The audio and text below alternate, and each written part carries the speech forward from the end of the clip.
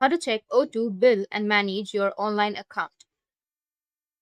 So if you want to check your O2 bill and manage your account online, then what you need to do is first, you need to visit the O2 website. Go to the website, which is o2.co.uk. After that, click on My O2, which will be in the top right. Second step is to log into your account. Enter your O2 username and password if you haven't registered. Click on Sign Up and follow the prompts to create an account if you haven't created an account. Third step is to view your bill. Once logged in, you need to navigate to the Billing or Recent Charges section. You can view your current bill, past bills, and payment history.